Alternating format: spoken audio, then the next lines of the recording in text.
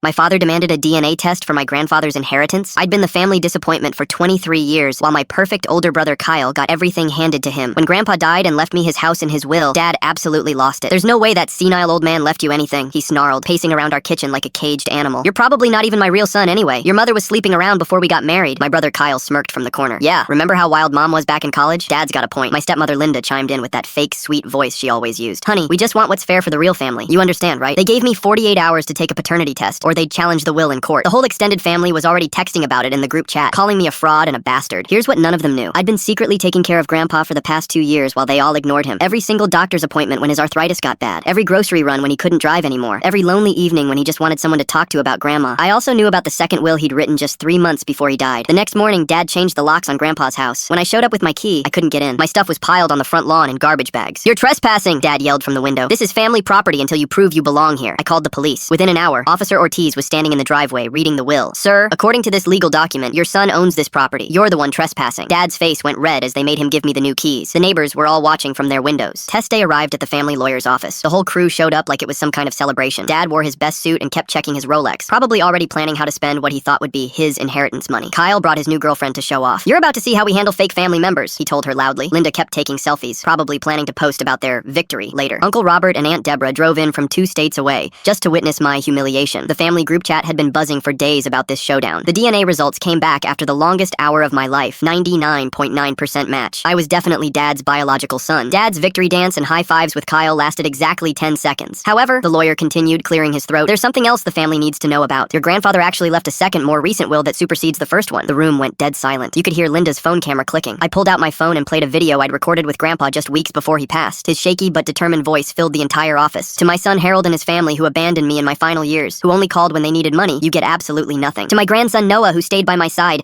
who drove me to chemo appointments, who held my hand when I was scared, the house, the life insurance, the savings account, everything is yours. You earned every penny through love, not blood. Dad's face turned completely white, then red, then purple. That's not legally binding. He was senile. Actually, the lawyer smiled, sliding papers across the table. It's perfectly legal. Signed, witnessed, and notarized just 3 months ago when his mind was completely sound. I have medical records to prove his mental competency. Kyle started yelling about how unfair it was. This is bullshit. We're his real family. Linda was frantically texting, probably trying to spin this disaster to her friends. Uncle Robert just sat there with his mouth hanging open. I stood up slowly, looking each of them in the eyes. Thanks for making this so public, Dad. Now everyone in the family knows exactly who you really are. Grandpa always said actions speak louder than words. As I walked toward the door with my copy of the will, Dad grabbed my arm. This isn't over. I'll sue you for everything. I smiled and pulled out another document. Actually, it is over. This is Grandpa's final letter to you. Want me to read it out loud? His grip loosened. I shook free and headed for the exit. You're dead to me, he screamed. I turned back one last time. Funny. That's exactly what Grandpa said about you. The last thing I heard was Linda sobbing about their reputation as the door closed behind me.